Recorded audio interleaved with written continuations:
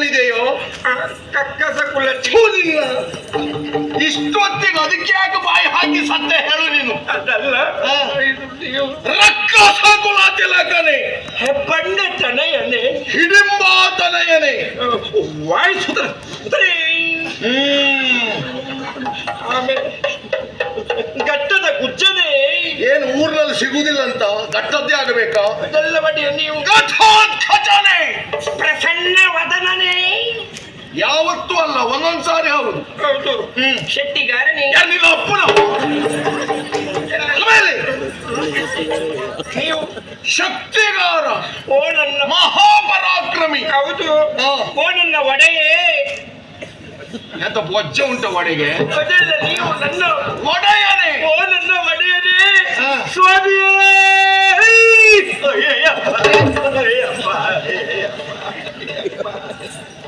ಏನು ಬಂದೆ? ಯಾಕೆ ಬಬ್ಬೆ? ಲಾಲಿಸಬೇಕು ಲಾಲಿಸಬೇಕು, ಕೇಳಬೇಕು. ಕೇಳು ಕಳಕುಲಾಶೀಲ ನೀ ಬಲಿದು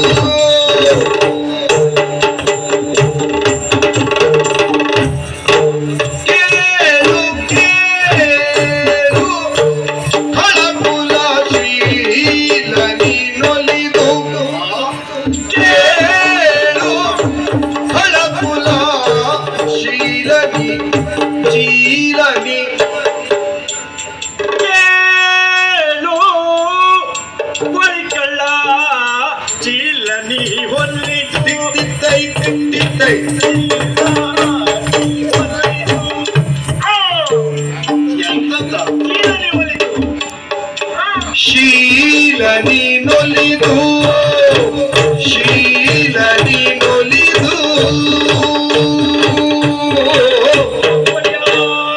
ಬೇಳುವನ ಹೊಸಲೀಲೆಯ ಆಲಿಸೋ. ಬೇಳುವ ನಾ ಹೊಸಲೀಲೆಯ ಲಾಲಿಸೋ.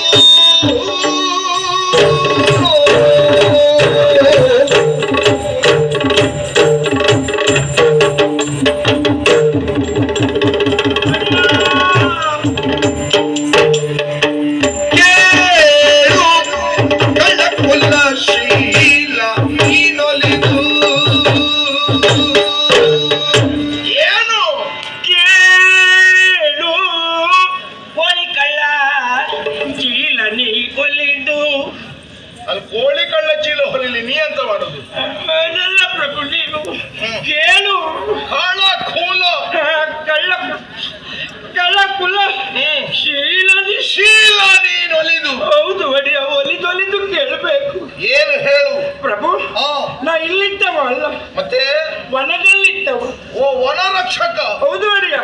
ನಿಮ್ಮ ಅಪ್ಪಣೆಯನ್ನು ಶಿಷ್ಯಲ್ಲಿ ಹೊತ್ತುಕೊಂಡು ಶಿರಸ ವಹಿಸಿ. ಹೌದು ಒಡೆಯ, ಎಣ್ಣೆ ಹಾಕೊಂಡು ಕೆಲಸ ಮಾಡ್ತಾ ಇದ್ದೆ. ಅದಿನ್ನೂ ಬಿಟ್ಟು ಸಾಯಲಿಲ್ವ ನೀವು? ಎಣ್ಣೆ ಹಾಕುವುದು ಹೊಟ್ಟೆಗಲ್ಲ ಒಡೆಯ, ಕಣ್ಣಿಗೆ. ಅಂದ್ರೆ ನಿದ್ರೆ ಬರಬಾರದೆನ್ನುವ ಉದ್ದೇಶದಿಂದ ವನದಲ್ಲಿ ನಾನು ಪ್ರಾಮಾಣಿಕತೆ ಉಂಟು ನಿನ್ನಲ್ಲಿ. ಹೌದು ಒಡೆಯ. ವನದಲ್ಲಿ ನಾನು ನಿಷ್ಠೆಯಿಂದ ಕೆಲಸ ಮಾಡ್ತಾ ಇರುವಾಗ ಒಳ್ಳೊಂದು ವಿಸ್ಮಯ ಆಯ್ತು ಒಡೆಯ. ವಿಸ್ಮಯ? ಹೌದೌದು. ಏನು? ಒಬ್ಬ ಸಣ್ಣ ಹುಡುಗ ಚಿನ್ನದೊಂದು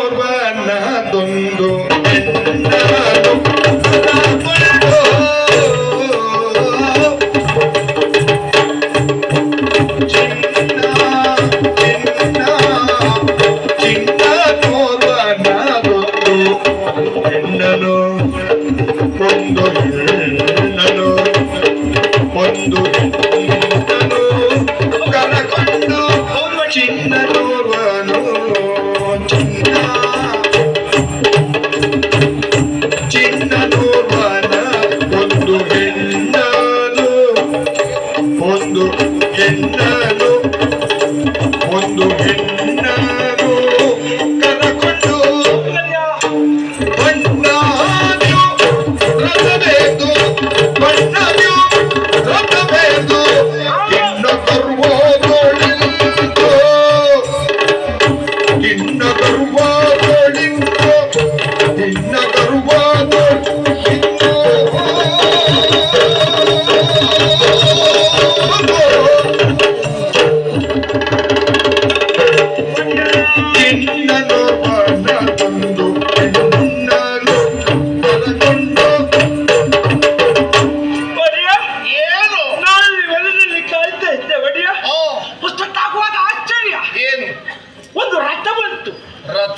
ಬಣ್ಣ ಬಣ್ಣದ ರಥ.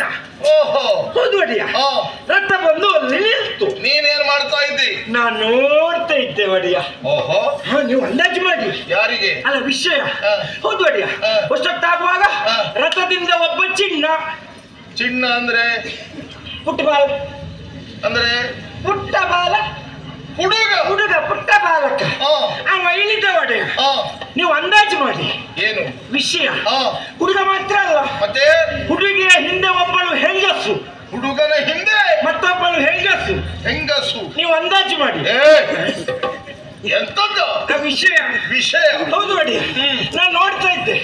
ಹುಡುಗ ಇಳಿದವನೇ ಬಿಲ್ಲು ಬಾಣ ತೆಗೆದು ನಮ್ಮ ಹಣ್ಣಿನ ಮರಕ್ಕೆ ಬಿಟ್ಟ. ಹಣ್ಣನ್ನ ಕೊಯ್ದ? ಹೌದು ಅಡಿಯ. ಬಿಡು, ಹಸಿವೆ ಆಗಿರ್ಬೇಕು. ಹೌದೌದು. ಒಂದು ಹಣ್ಣನ್ನ ತಿಂದ್ರೆ ಯಾವ ಅಪರಾಧವೂ ಅಲ್ವೇ ಅಲ್ಲ. ಹೌದು ಅಡಿಯ. ನಾನು ಹಾಗೆ ಭಾವಿಸಿಕೊಂಡು ನೋಡ್ತಾ ಇದ್ದೆ. ಮೊದಲಿಗೆ ಬಾಣ ಬಿಟ್ಟು 30 ಹಣ್ಣು ಉದುರಿಸಿದ. ನಾನು ನೋಡ್ತಾ ಇದ್ದೆ. ಮತ್ತೆ ಬಾಣ ಬಿಟ್ಟು ಮತ್ತು 30 ಹಣ್ಣು ಉದುರಿಸಿದ. ನಾನು ನೋಡ್ತಾ ಇದ್ದೆ. ಮತ್ತೆ ಬಾಣ ತೆಗೆದು ಮತ್ತು 30 ಹಣ್ಣು ಉದುರಿಸಿದ. ಒಟ್ಟಿಗೆ ಎಷ್ಟಾಯ್ತಂದ್ರೆ ಇದು ನಿನಗಷ್ಟಾಗದೆ ಸಮಾಧಾನ ಇಲ್ಲಲ್ಲ. ಅಲ್ಲಿ 90 ಇತ್ತು ನೋಡಿ. ನೋಡು, ಅದು ಆ ಲೆಕ್ಕ ಸರಿ ಗೊತ್ತು ನಿನಗೆ. 90 ಆಗುವಾಗ ನಂಗೆ ನಖದಿಂದ ಶಿಖದ ತಲೆಕ ಸಿಟ್ಟು ಏರ್ತು. ಹೋಗಿ ಕೇಳ್ದೆ, ಯಾವನ ನೀನು? ಅಲ್ಲಿ ಯಾರು ನೀನು? ನಮ್ಮನಕ್ಕೆ ಬಂದು ಕೇಳ್ದೆ ಹಣ್ಣನ್ನು ಕೊಯ್ತಾ ಇದ್ದೀಯಲ್ಲ, ಜಾಗ್ರತೆ ಜತನೊಂದೆ ಕೇಳಲಿಲ್ಲ. ನನಗೂ ಅವನಿಗೂ ಮಾರಾಮಾರಿ ಹೊಯ್ಕೈ ಆಯ್ತು. ಅವನು ಹೊಡೆದ, ನಾನು ಹೊಡೆದೆ, ಅವನು ಹೊಡೆದ, ನಾವು ಹೊಡೆದೆ, ಅವನು ಹೊಡೆದ. ಎಷ್ಟೆಷ್ಟು ಏನು ಹೊಡೆದ್ರಿ? ಅವ ನನ್ಗೆ ಪೆಟ್ಟು ಹೊಡೆದ, ಪೆಟ್ಟು ತಿಂದು ನಾ ಬೊಬ್ಬೆ ಹೊಡೆದೆ. ಅಲ್ಲಿಗೆ ಸುಳ್ಳುಳಿಲಿಲ್ಲ. ನನ್ನ ಕೈಕಾಲುಗಳನ್ನ ಕಟ್ಟಿ ನೆಲಕ್ಕೆ ಕೆಡವಿದ ಒಡೆಯ. ಸಿಟ್ಟು ಬಂತು. ಹೇಗಾದ್ರೂ ಮಾಡಿ ಹುಡುಗನಿಗೆ ಕಲಿಸಬೇಕು ಅಂತ ನೆಲದಲ್ಲಿದ್ದಂತ ಮಣ್ಣನ್ನೆಲ್ಲ ಬಾಯೊಳಗೆ ಹೀಗೆ ಹಾಕೊಂಡೆ. ಆ ಮಣ್ಣನ್ನು ಕಚಾ ಪಚ ಸರಿಯಾಗಿ ಅಗಿದು ಅವನ ಮುಖಕ್ಕೆ ಉಗಿದಾದ್ರೂ ಅವನ ಮರ್ಯಾದೆ ತೆಗಿಬೇಕೆನ್ನುವ ಉದ್ದೇಶದಿಂದ ಬಾಯೊಳಗೆ ಮಣ್ಣು ಹಾಕೊಂಡು ಅವನಿಗೆ ಉಗಿಬೇಕು ಅಂತ ಹೀಗೆ ಹೋದೆ. ತೆಗೆದು ನನ್ನ ನೆತ್ತಿ ಮೇಲೆ ಒಂದು ಗುದ್ದಿದ. ಮಣ್ಣು ಗುಳುಮ್ಮ ಒಳಗೋಯ್ತು. ಮಣ್ಣು ಬಾಯಿ ಹಾಕೊಂಡಾಗ ಅಲ್ಲಲ್ಲಿ ವಾಸನೆ ಬರಲಿಕ್ಕೆ ಪ್ರಾರಂಭ ಆಯ್ತು. ಕಡಿಗೆಂಟಂತ ನೋಡ್ತೆ ಪಾಪಿ ಮಕ್ಕಳು ನಮ್ಮ ಕೆಲಸದವರು ಅಲ್ಲೇ ಕೂತ್ಕೊಂಡು ಸತ್ತಿದ್ರು ಒಡೆಯ. ಒಟ್ಟಾರೆ ನಂಗೆ ರಗಳೆ ಆಯ್ತು. ಈಗ ಅದೇ ಬಾಯಲ್ಲಿ ಬಂದು ನಿಮ್ಮ ಹತ್ರ ವಿಷಯ ಹೇಳ್ತಾ ಇದ್ದೆ. ನೀನು ಅಲ್ಲೇ ಇರುವವಲ್ಲ. ಹೌದು ಒಡೆಯ. ಒಟ್ಟಾರೆ ನಮಗೆಲ್ಲ ಹೊಡೆದಿದ್ದಾನೆ, ಬಡಿದಿದ್ದಾನೆ ಬುದ್ಧಿ. ಒಬ್ಬ ಹುಡುಗ